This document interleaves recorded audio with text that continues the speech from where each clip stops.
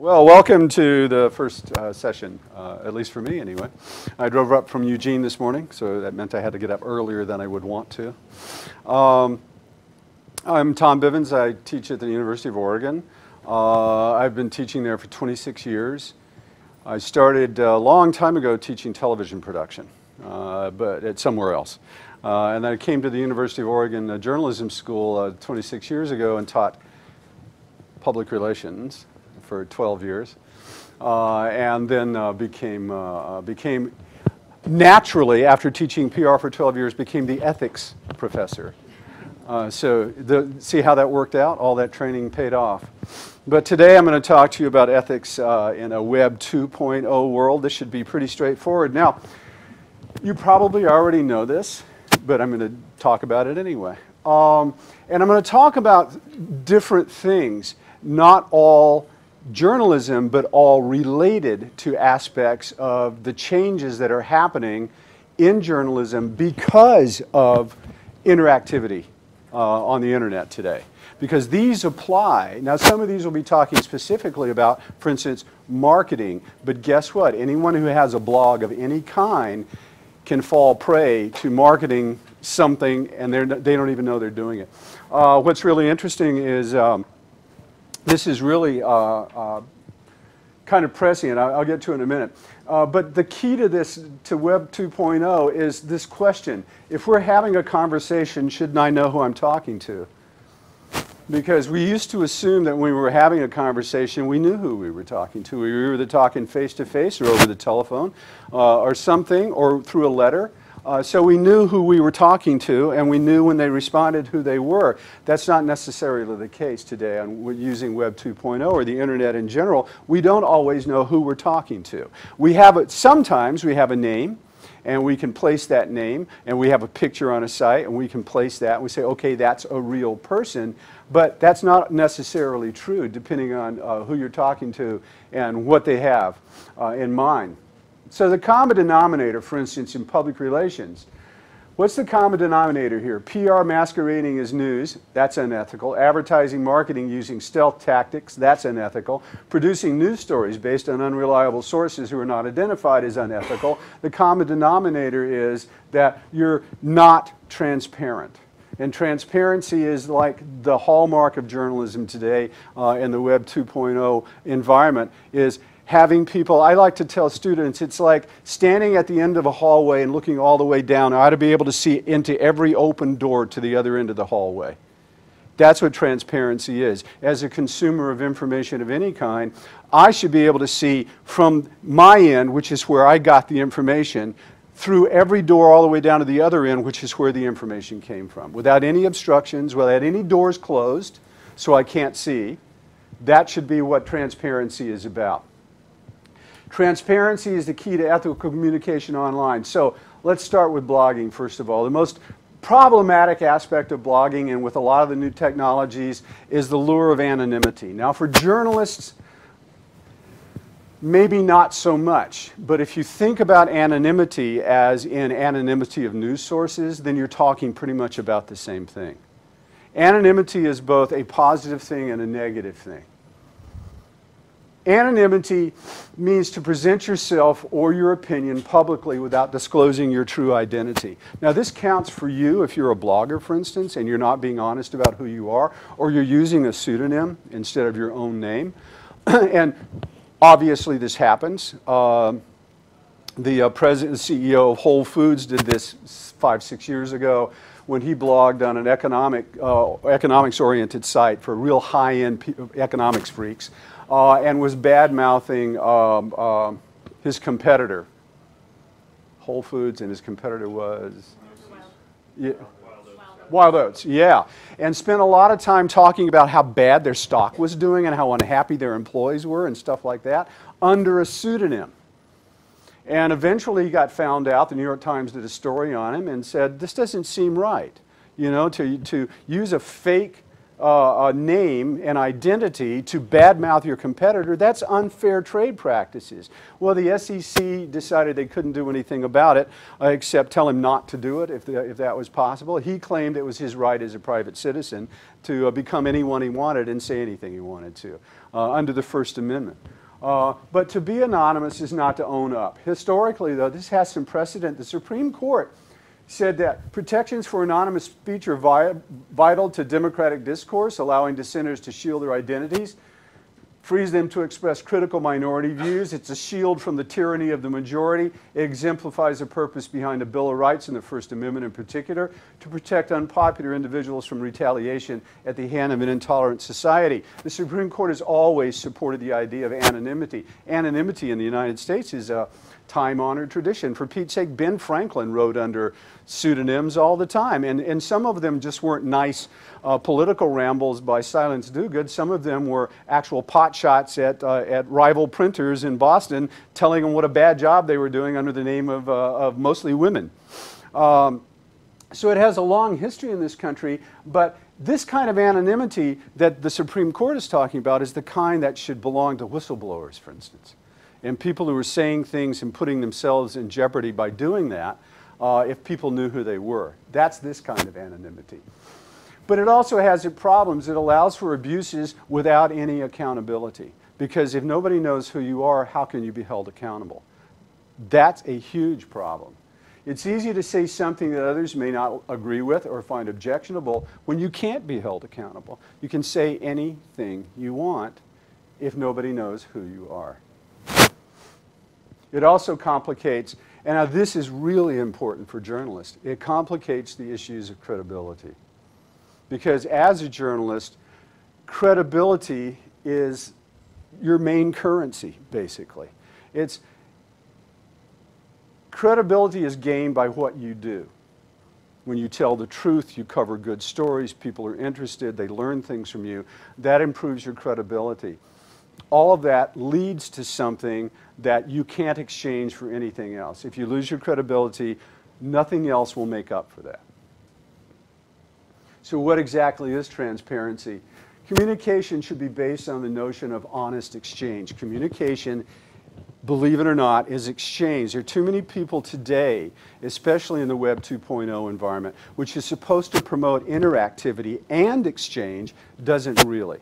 What it often promotes, not all the time and not even most of the time, but what it sometimes promotes is this kind of a self-centered exploration of who you are in order for more people to know who you are for some bizarre reason. It's the kind of celebrity syndrome that predominates media today in all kinds of forms. But we sometimes forget communication is an exchange between at least two people. One of them has to be someone other than the voices in your head. So being transparent in any kind of communication, especially public communication, what we're talking about here, means that your identity and your motivation for saying what you're saying needs to be crystal clear to the people you're trying to persuade or the people you're trying to inform. They need to know if you have a vested interest, and if you do, what is that? Now, we know from surveys today and from research that people still, and this hasn't changed a lot. If you look at it over time, in the 50s and 60s, in the early 60s, up until about the mid-60s, journalists were mostly trusted. It took a nosedive. It picked up again during Watergate, and it dropped off again. And it's been increasingly kind of dropping a little bit lower. And it's because there's some confusion today over what journalism actually is and what journalists actually do. So it's even more important to convince people that what you're saying to them has no personal motive involved in it. And if it does, you let them know what that is.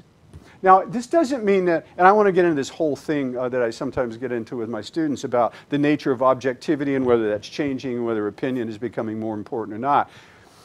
All of those things are important, as long as you're upfront about what you're doing. This is a quote from a guy who studies this quite a bit at the University of somewhere, Colorado. Communication that's intentionally opaque as regards the sender's identity and motive manifestly disrespects the humanity and autonomy of the receiver. In other words, the receiver is being used as a means to an end. When you don't tell people who you are, who you work for, whether you have any motives or not that they should know about, you don't respect them. You don't give them credit for being able to make up their own minds. That's unethical. It's not a good thing to do. The objective of public communication, I don't care what it is to treat people as if they had some sense, and to treat them as if you recognize their right to make up their own mind about what you're telling them. If you withhold information, even about who you are or why you're doing it, you're not giving them the information they need to make up their own minds. So that's disrespecting their autonomy as human beings. So being transparent presumes an openness in communication. And it serves a reasonable expectation that there's going to be a forthright exchange when the parties have a legitimate stake in the outcome of what you're saying. And they always do, or they wouldn't be reading your stuff or looking at your stuff. If they didn't think they had a stake in this, why would they be looking at this anyway? So since they do, they have an expectation that there's going to be some honesty in this exchange. So let's look at a couple of examples. Advertising, for instance. Advertising has become so sophisticated today that lack of transparency is absolutely vital, and sometimes it just doesn't happen. Fact is, if you recognize that communication is persuasive, you know, a lot of people don't actually understand this. If you walk into a store and somebody walks up to you and tries to get you to buy something, oh, look at this and try this out, isn't this great, stuff like that, you know they're selling. Okay? So you automatically have this little, everything they say you take with a grain of salt, because you know they're selling something. And that's what they get paid to do. So you're okay, you're a little cautious. You may end up liking the product and buying it and taking it home, whatever. But at least you know you're being sold something. But somebody comes, and this was famous about five years ago or so, 6 years, maybe longer than that. It was before cell phones started doing video. So that was a while ago. Sony hired a bunch of young people, like early 20-somethings, to go into bars and hangouts, you know, right after work, and just hang out there and start playing with the video component on their new phone. And people would gather around and say, "Wow, your phone can take video," and they'd say, "Yeah, this is just great. Well, it's a Sony, blah blah blah." And so all these people got hot on this. They didn't know this guy had been paid to do this. All right? So their natural defense mechanism never came into play because they were unaware. You know, I was at a pet store a few months ago, and I was thinking about getting some new cat food. You know, cats want something different all the time. So anyway, I was thinking about getting some new cat food, and I'm looking at this cat food, and a guy comes up behind me and says, "Oh, are you thinking about this, I don't know, science diet or something?" And he says, "You know, this is pretty good stuff. It has this and this," and he's talking to him. I'm thinking, oh, it's nice when somebody comes up and they've used this and they can recognize. I turn around, and he's got a science diet, you know, thing on his coat, and he's stocking the stuff. You know, and immediately that defense thing went up. You know, he's got a vested interest. But I heard him out, and I got his brochure, and I bought a small bag and tried it out, you know, like that. But I knew this guy was trying to sell me something. That's important. Okay, if you don't know it's a sales pitch, you can't do it. Now, because of all the technological advances we have today, consumers can avoid all kinds of advertising. You got TiVo, you don't have to watch the ads on TV. You just blank this stuff out. You don't have to mess with it anymore. Well, advertisers know that, so they've responded with kind of increasingly sophisticated ways of getting attention about the stuff they're trying to sell, especially as regards ethical issues, things that avoid the appearance of advertising completely, so it doesn't even look like advertising. So product placement is getting to be a really important thing. It's getting more and more, it's getting more subtle. It used to be, you know, you went to a movie, you watched the movie, somebody set a Coke down on the counter and turned the can around so the label is facing the camera, and you're going, oh, you can hear the audience kind of groan. It's getting a lot more subtle now. So I'm watching a TV show a couple of weeks ago, and for no apparent reason, people are putting a body into a car, and I'm seeing the front of the car, and I notice just kind of in the back of my mind it's a Toyota. I don't think anything about it. Then about 5 minutes later, they take a real up-front grill shot of this Toyota. I'm thinking, oh, product placement, geez. And I wasn't even paying attention. So it's getting really sophisticated. So this raises a concern whether advertising masquerading, for instance, as friendly conversation or anything other than what it is deceptive. Of course it is. So MySpace got into a lot of trouble when it was still a viable entity. MySpace got into trouble for allowing advertisers free access or setting up sites that didn't look like advertising at all. They put a popular band up or a music group or something else. You'd go to that site and it would be chock full of hidden advertising. And you would be able to chat with people who you thought were your own age, let's say 14, and they weren't. They were marketing specialists trying to sell you something. So advertising, PR, and the use of social media, AstroTurf and sock puppets. You all have heard this, right? All right. This is easy to do because the internet is a really great place to fool people. And it even has its own vocabulary. AstroTurfing is websites and blogs that you set up to stage what looks like a grassroots campaign, but it's not. It's completely artificial. You've all heard the Kmart thing, what's it called? Something for Kmart. Anyway, a couple of people got an Airstream trailer and they went all over the United States, and every night they stopped at a Kmart because Kmart allows you to park your RVs in their parking lots at night. And so they made a big deal out of that, and everywhere they went, the woman would write a blog about all the friendly people she met who worked at Kmart, as long as they were going to spend the night there and stuff like that. And after a couple of months of this, again, the New York Times discovered that this was not, in fact, just this friendly couple who decided to do that.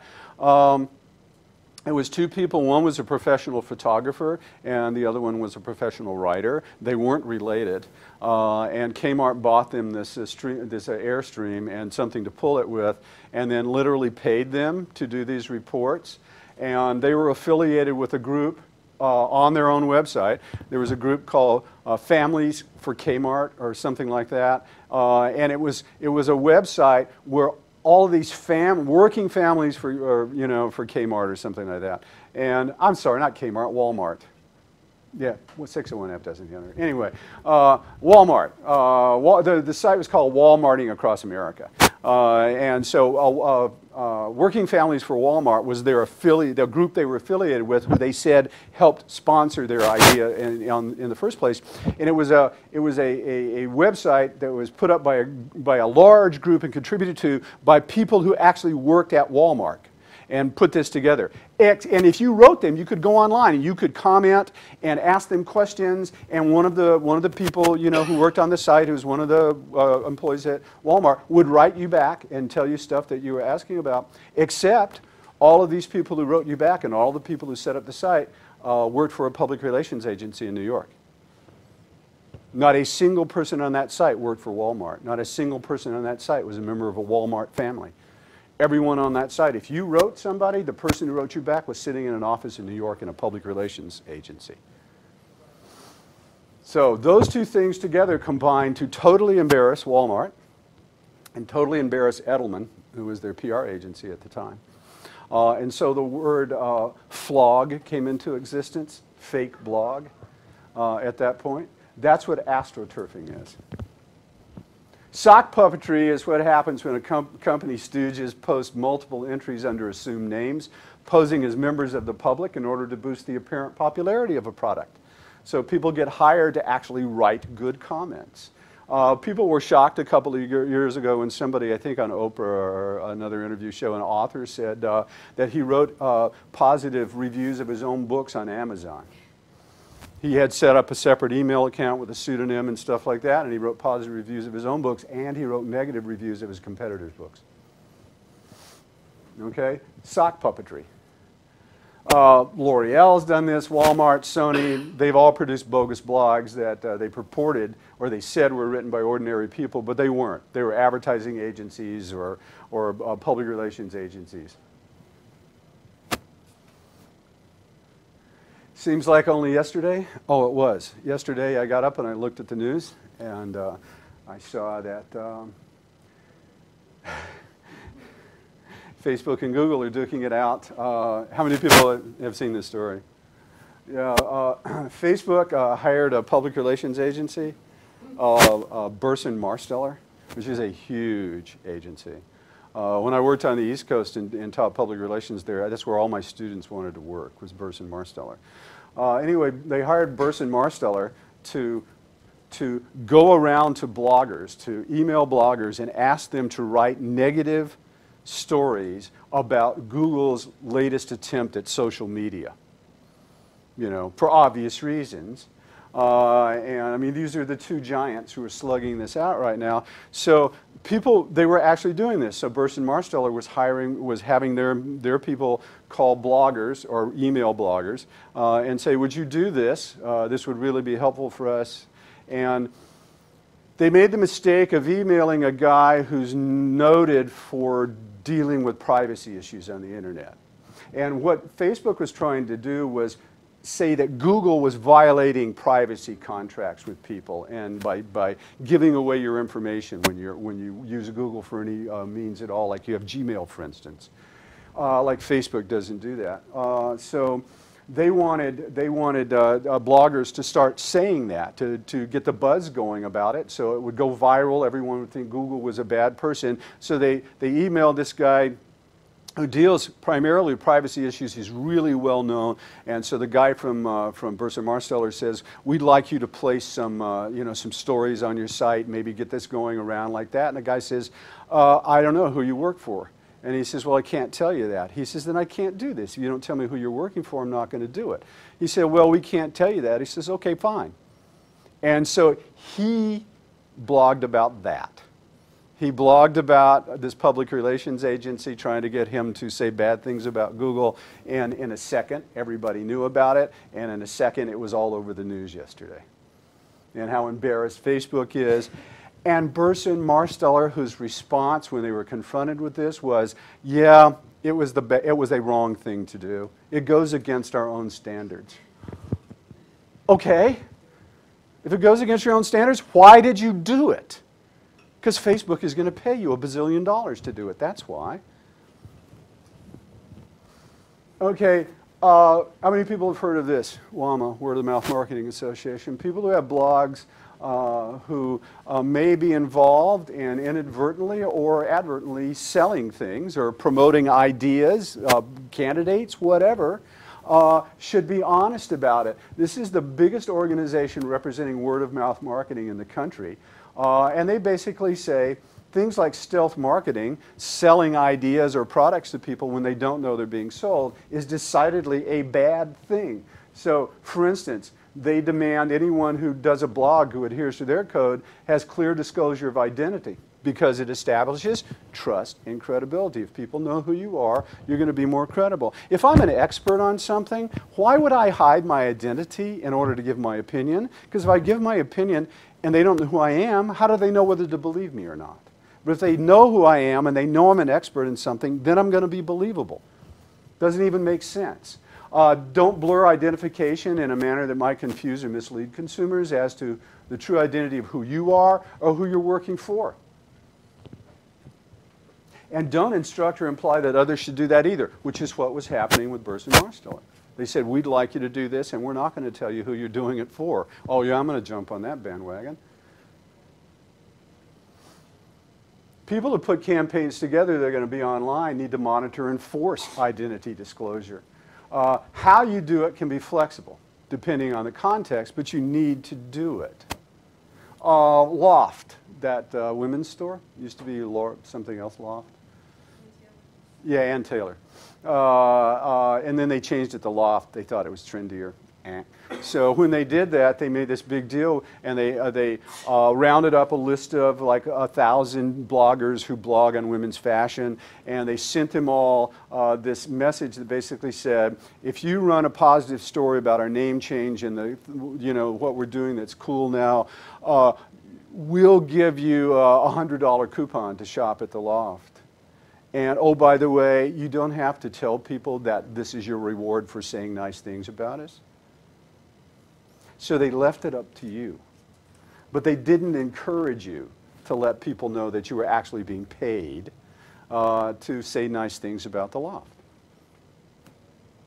So you don't have to be explicit if, for instance, you're using an obviously fictional character. But that gets weird because there's a guy who works at, I think, Newsweek, who for a while was blogging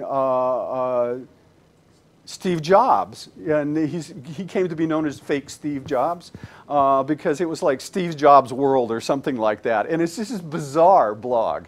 And anybody who read it with a half a brain would go, okay, this is a joke, right? But some people thought it was really Steve Jobs. But now he quit doing it because Steve Jobs is having these medical issues and stuff like that, which is just at least good taste. Okay, and this just basically says that, that word-of-mouth marketing complies with FTC regulations because FTC regulations say that you can't pretend to be somebody else. You can't hide your identity if you're actually selling something. But see, it gets really hazy when bloggers do it because often they're not getting money for it. They just like to endorse things. And if somebody, or they lift stuff totally out of newsletters and then repost it. Without giving, so you can't trace it. It's like that hallway I was talking about. You take 2 or 3 steps and the doors are already closed.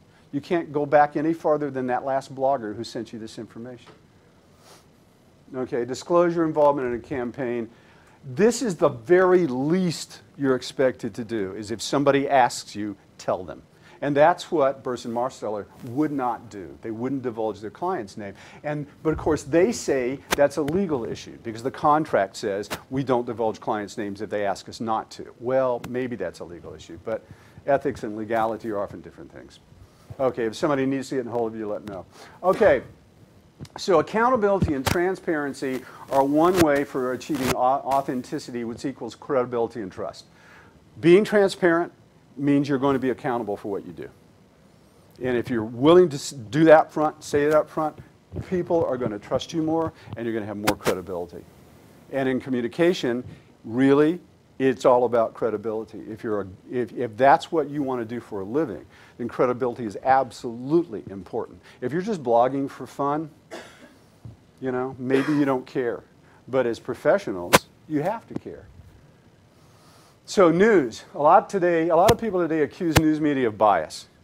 I'm sure you've never heard this before, right? The news media is biased. It's either liberal or it's conservative or it likes this or it doesn't like this and stuff like that. It's obviously, as you know, it's a lot more complicated than that. But the way journalism is assumes that transparency, at least at the topmost level, because you disclose who you work for. So that's the very least level of transparency you should have. If you work for the New York Times, you work for the Oregonian, you work for CNN, so on like that. This is called built-in credibility. All right? That means you as a journalist don't have to do anything because you assume the credibility of the organization you work for if they already have credibility. So I say I work for the New York Times, people automatically go, okay, fine. So I'll assume a certain level of credibility and honesty and straightforward stuff, unless you're Jason Blair, and then, you know, and we'll go from there. But it's much harder to build credibility if you're starting by yourself. You're putting together a news blog, nobody's ever heard of you, or you're not working for a really big organization. Unnamed sources, though, are part of this transparency thing. They may have biases that consumers in news are not aware of. So that's, again, it's that long hallway. How many doors are you going to have to close in order to get that source to talk to you when actually your goal should be to open all of those doors leading all the way down that hallway? Well, sometimes you're going to have to close a door. What if the source tells you something that would cost this person his or her job, or maybe even put their life in danger?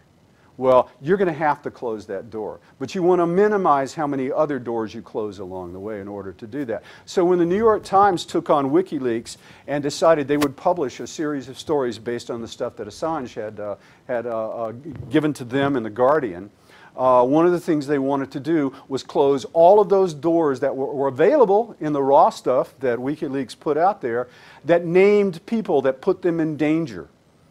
Okay? And so the New York Times said, so what we're going to do is we're going to close all of those doors that put people in danger, but we're going to leave everything else open and make sure the rooms are in order, which is called editing, And before people walk down that hall and look in those rooms, we're going to make sure everything's in order the way it's supposed to be. So sometimes you've got to close some doors. But remember, look at all the trouble Dan Rather got into. Fired, basically. Because he believed these sources were telling him the truth, and he wouldn't divulge who they were, so nobody could judge the credibility of his sources. If you don't know who the sources are, when somebody says, a highly placed White House operative told us this, okay, at what level? Highly placed means what? Is this somebody who talks to the president, somebody who talks to the president's aide, somebody who knows the first lady, somebody who walks the dog? You know, who is this? If I don't know, how can I judge the credibility of this information? I can't. So I've got to judge your credibility as a journalist. So then I listen to you and I say, okay, you've never led me wrong before, so you're credible, so I'm going to trust you on this one. But the first time you miss something, you end up Dan Rather. Or if you're as hard-headed as he is. Transparency at this level is much harder to judge. This is easy, this is harder. Because in journalism, it's always about sources. And sources, all sources, with very few exceptions, want to be anonymous. They just do. You know, I'm happy to tell you this stuff, just don't tell anybody I told you. It makes your life a lot easier as a source, and you feel like you've done something civically positive. So transparency is a key factor in determining validity of information. If you expose the source of information, you're able to judge not only the level of expertise, but also motivation, and that's important. Even if you're an expert, I want to know what motivates you to tell me this. So today's environment on the internet exacerbates the problem of lack of transparency, and it also allows for a greater transparency than ever before. You know, this was much harder when all we were putting out was print, you know, to be transparent. It's much easier on the internet now because people can look at your blog and then go look for that somewhere else and track it down themselves and say, I saw this photograph. I was looking at a blog a couple of months ago and it had this beautiful photograph of a Pepsi bottle, but it was only sold in the UK. And this guy had been in the UK and he was saying, I don't understand why they don't sell this kind of Pepsi here. This is a great drink. I had it when I was in London and I can't find it in the US. And I thought, you didn't take that picture. That's a publicity shot. I mean, it's, you know, it's a marketing shot taken by Pepsi. So I started looking for that brand of stuff, you know, and I found it all over the place. Other bloggers were using the same photograph. So these people have been approached by Pepsi, you know, to do this. And you can figure that stuff out. So in an ideal situation, people who consume your information ought to be able to identify the sources that information comes from as easily as possible, and thereby determine the authenticity and the credibility for themselves, which is their right.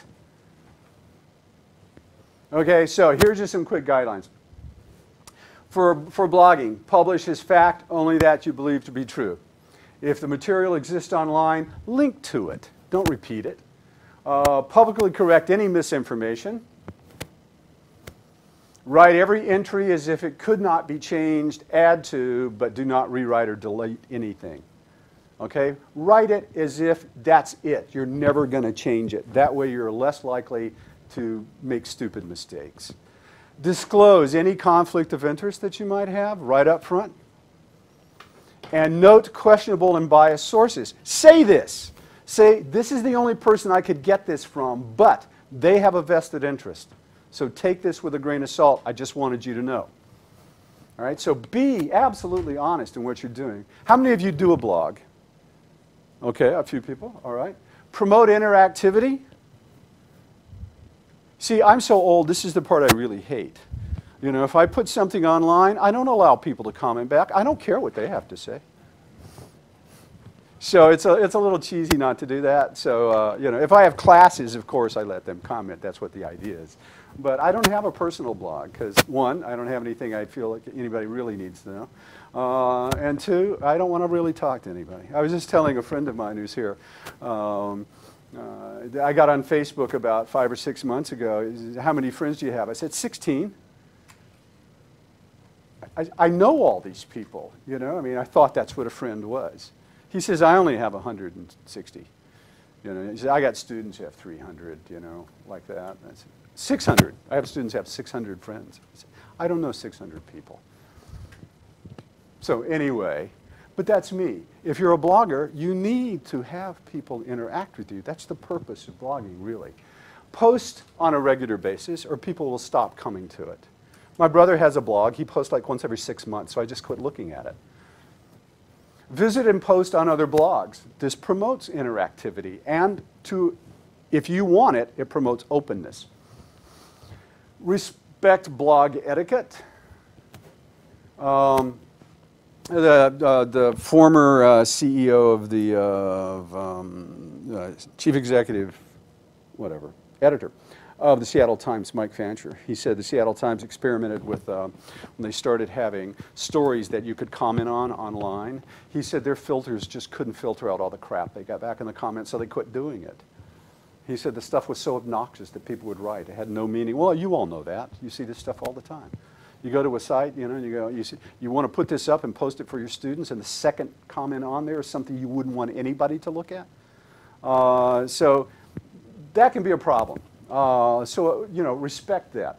Attempt to be entertaining, interesting, and at least relevant. If you can't be the other two, be relevant. Promote free expression. Don't restrict access by specific individuals or groups. Don't self-censor by removing posts or comments once you put them up, because you should archive things so people have a chance to go back and say, but you said this. And you say, yeah, but later I said this. Allow and encourage comments on your blog. Okay, now this is important because there were some folks I know who did some research into this, and they said this is how people determine the credibility of news sites they go to. The first question I left off because it was too obvious. If you're looking for a site that only agrees with your perspective and is mostly opinion, that's one thing. If you're looking for a site that actually has news on it, that's something else. So depending on what you want. So I was assuming that people looking for news. So this is where you go. You have to ask yourself, does this news site break the news or does it aggregate the news? And we all know what the difference is in those things. When you aggregate news, you know, you cut a deal with the other outlets to be allowed to feed their stuff to you at some level. So I can get the New York Times. My computer opens in the morning to Google News. You know, and I have it set up in the sections I want to look at because it's a quick way for me to look through topics, then go to that source and look it up.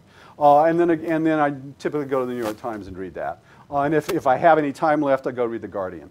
I'm not too liberal, but if I should read the London Times maybe. In any event, so if you want an aggregate, if you're happy with an aggregator, fine. At least aggregators have a built-in level of transparency because you know where their stories are coming from. It says right on there.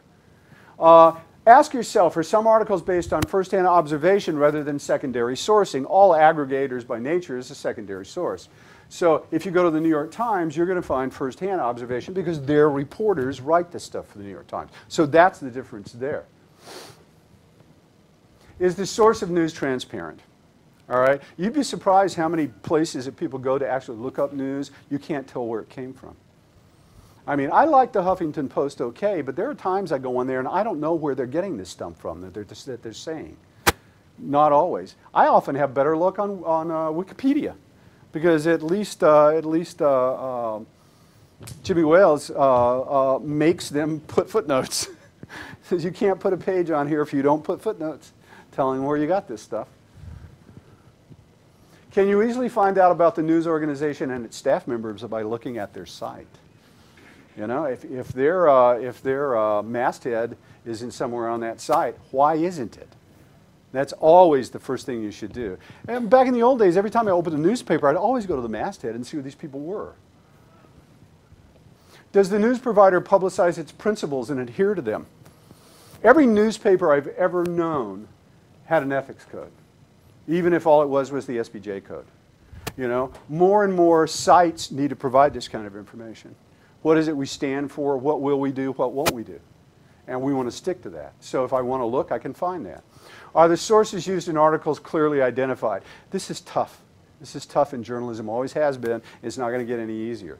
Are unnamed sources used sparingly, if at all? The New York Times challenged the Washington Post No, the Washington Post challenged the New York Times a couple of years ago and said, you use too many unnamed sources, and so do we, and so we're making a pact here. We want you to join us and cut down on the number of unnamed sources. The very next week in the Washington Post, on the same day of the week, they had like a third more unnamed sources on their front page than they had the week before.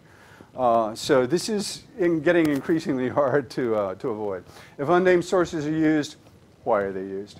Okay, so transparency in public communication means being upfront with your identity and the identity of people you work for. So it's really not about whether it's true. We're going to assume that.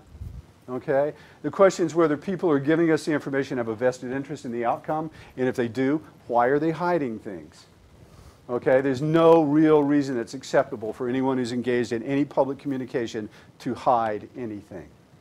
Okay? Now, there's some source issues that are always a case-by-case thing, but beyond that, you shouldn't hide anything. Okay, so we have a couple of minutes left. If anybody has questions, or I didn't address something you thought I should address, or just make sure you could repeat the questions. I sure will. What about plagiarism? What about plagiarism? Don't do it. As a general rule, because I teach at a university, I demand that my students put quotation marks around things. And I can generally tell if they've cited something that they didn't put quotation marks around. And because the internet is a real temptation to paste things together, it's also easy to find out when they've been pasted together. I just pull a phrase out of a paragraph that looks suspicious and Google it. And I can find it 90% of the time with no trouble at all. Don't plagiarize. I mean, what does it hurt to say you paraphrase something from somebody else or quote them exactly? You know, is your ego so big that you have to claim, the rights of everything that you put down? No, I don't think so. So no, don't steal stuff from other people. Yeah. You said we should promote transparency and promote like interactivity at the same time. Mm-hmm. What about when those two things clash? Like when you have an anonymous commenter saying something like, it's a shame the police chief was too corrupt to keep his job or something like that. Well, if you allow comments on your site, whatever kind of site it is, you can simply say we don't post anonymous comments. I know a lot of people who do that. And I know a lot of newspapers who won't take anonymous comments. They'll just say you can't do that. And that solves that problem right up front. If I were running a website, if I had a blog, or if I was running the news site for a newspaper, I would simply say no anonymous comments. I don't think anonymity in the sense of whistleblowing is one thing. Anonymity just to keep people from being mad at you or calling you names, that's something else entirely different. Yes? Google and Facebook use algorithms to limit the type of results you get or the Right. things that you see. What do you think about that? Using algorithms like Google and Facebook to limit the results you get. It's, and on the one hand, it's their right to do that. But on the other hand, you have to ask yourself, why are they doing it? Now, if it's just to limit the amount of traffic or they can't deal with the load, that's one thing. Or if it's a political or a kind of a which way do I lean motivation, that's something else. But you ought to know that, and they ought to put that. I mean, honestly, they probably put it in that 55-page nobody reads terms of use thing. Somebody did a study on that recently and said nobody reads terms of use. I mean, they're too long, and you can't understand them anyway. But I think you have a right to know why they're putting the stuff they do. I mean, if you look at the Huffington Post, you go, okay, they're liberal. Okay? But if you look at an aggregator like Google, you have to ask yourself, why are they limiting what I can get? And it could be something as simple as it's just too much, And of course, you have the option of adding, to whatever you put on your Google News page anyway. Yeah. I wonder if you could expand on one of your points, which was don't delete, rewrite, I think, reuse. Yeah. The reason I ask is because in news blogging, a lot of what you're doing is trying to get it up really quickly. Exactly. Maybe I misspelled words, or maybe I made a more egregious mistake, and so you back at it. So, I mean, what could you expand on that? Maybe? Sure. I mean, there are methods you can use to. What I mean by that is, if you're going to what I'm saying is, don't go back and correct the original blog. Leave it there. Archive it. Make your correction just like you would in a newspaper. Think of it that way. I can't go back and erase the stuff that was published 2 days ago in the paper. I have to make a correction now. So if you think about it that way, it'll probably work out. Yeah. Speaking about comments on blog, I agree that it's good to promote two-way communication as opposed to just the one way of putting things out there. well, running a blog about anything interesting, you'll probably get a lot of, Yep. sort of negative comments. And what's your feeling about dealing with, you just allow comments and not respond to them, or it's sort of a thing that Yeah, goes back and forth on? It can eat up a lot of time. A lot of time, and it can ultimately just sort of go in circles and be kind of counterproductive. You have to come up with a way, and you have to post this on your site, something that says, here is how I limit my responses to comments. I use these filters, and you can put whatever you want. I won't respond to comments that are, that use profanity or derogatory terms or call people names. I won't respond to those. They're not worth responding to. I'll respond to comments that have substantive questions or comments to make about something I wrote, and I'm happy to. The best way to do that is to aggregate, pull out the ones that are related, and address them all at once. That's probably the easiest way to do it, but you should always post something that says, here's how I filter your comments, and here's how I make a decision whether to respond or not. Yeah. Follow up on that, I run a news site, have a policy for comments, don't allow profanity, etc. Oh, exactly, yeah. We encourage people not to be anonymous. Could you follow up on that with regard to moderated versus non-moderated comments? Yeah, moderated versus non-moderated. If I ran a news site, I wouldn't have non-moderated comment, quite honestly. I think it just opens the door to too much trouble. I would always have moderated comment. And this entails that if you're going to do this, you have to have somebody who's going to actually do it.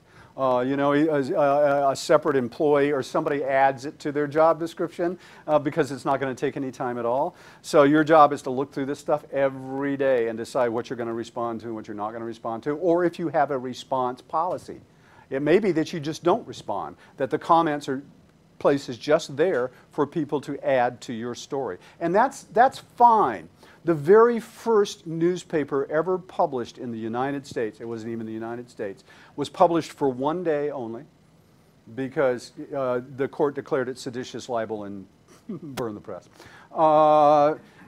It was one day, it was 4 pages long, and the back page was blank so that you could write your comments on the stories and pass it along to the next person who read it, and they could write their comments on the story. Nothing is new.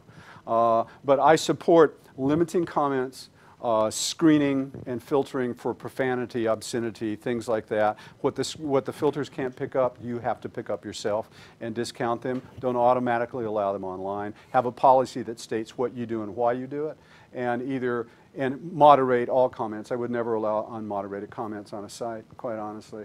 And make sure you maintain your credibility by doing that. If I look at a site that in all other ways is credible, and I start reading comments and I find profanity or obnoxious ad hominem attacks on the last person who wrote a comment, and it just goes on ad nauseum, the site loses a level of credibility in my eyes for even allowing that. And I think ultimately that kind of comments is all about civility. How civil do you want people to be? It's your site. Do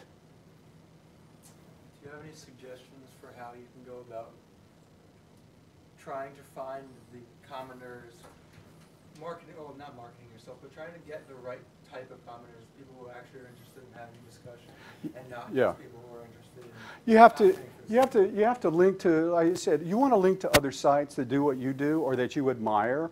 And if you link to them, their people will come over and read your stuff. And you'll be able to tell pretty soon how that's going to work out. They have to come to you, but you've got to get your name out there. So it takes some marketing, but the best way to do that is to link to sites that have a common approach with what you're doing like that. So it's 11, so I should probably let the next group in here. Thank you all very much. Thank you. Thank you.